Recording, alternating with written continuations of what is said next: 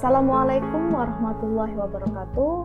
Perkenalkan, nama saya Galuh Azizatus Samawati, guru Bahasa Indonesia di SMP Negeri 8 Bontang, Kalimantan Timur. Pada kesempatan kali ini, saya akan membahas mengenai teks laporan hasil observasi kelas 7 SMP pada bagian C, yaitu menelaah struktur dan bahasa teks hasil observasi. Nah, pada kesempatan sebelumnya, kalian telah belajar mengenai pengertian, ciri-ciri, dan juga dapat menyimpulkan mengenai teks laporan observasi. Jadi, yang dimaksud dengan teks laporan observasi adalah sebuah teks yang menginformasikan sebuah objek yang didasari oleh hasil observasi atau kegiatan pengamatan. Nah, selanjutnya struktur teks laporan observasi. Struktur teks laporan observasi terdiri dari beberapa bagian. Yang pertama adalah definisi umum, kemudian yang kedua ada deskripsi bagian, yang ketiga deskripsi manfaat, dan yang keempat adalah simpulan.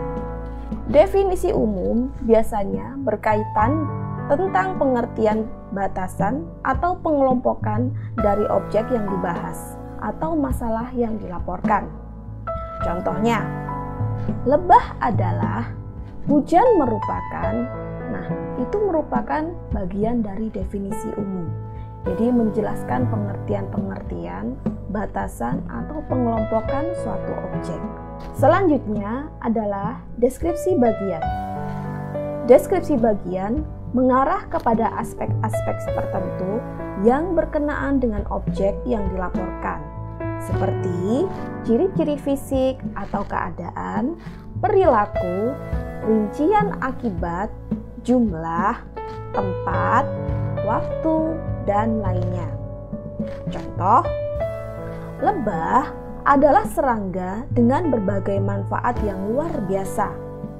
Di alam bebas, lebah berfungsi penting sebagai serangga penyerbuk utama. Jadi, deskripsi bagian ini adalah berisi perincian bagian-bagian yang akan dilaporkan. Pada bagian deskripsi bagian, biasanya ciri bahasanya menggunakan kata khusus dan kalimat-kalimat yang menjelaskan atau memerinci. Deskripsi bagian biasanya menggunakan istilah dalam bidang ilmu, menggunakan kata baku, dan kalimat efektif. Sedangkan kata sambung yang digunakan, contohnya ada kata yaitu, ada kata dan, selain itu, di samping itu, dan sebagainya. Selanjutnya, deskripsi kegunaan atau deskripsi manfaat. Pada bagian ini menjelaskan mengenai manfaat, keuntungan, implikasi, atau dampak dari objek yang dilaporkan. Contoh, manusia juga memanfaatkan madu sebagai konsumsi serta obat. Pemeliharaan lebah untuk diambil madunya telah dilakukan manusia sejak lama. Jadi, pada bagian ini menjelaskan mengenai manfaat dari objek yang dijelaskan atau dibicarakan. Selanjutnya, pada bagian terakhir struktur teks laporan observasi ada simpulan. Pada bagian simpulan biasanya berisi ringkasan umum hal yang dilaporkan. Simpulan ini boleh ada ataupun boleh tidak ada. Contoh simpulan, bukan hanya bermanfaat sebagai tanaman hias saja, ternyata lidah buaya memiliki banyak manfaat lainnya.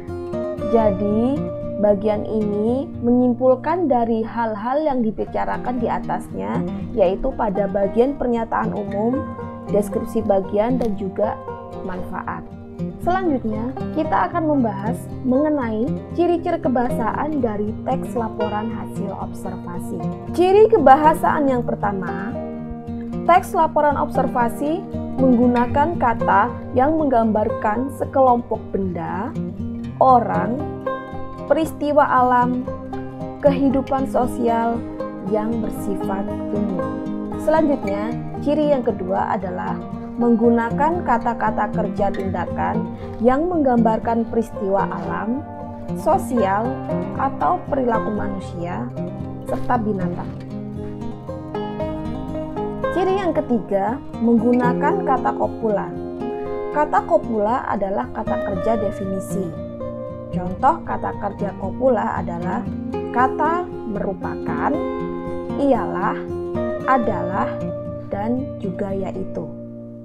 Ciri yang keempat, menggunakan kata-kata deskriptif yang bersifat faktual, bukan hasil imajinasi.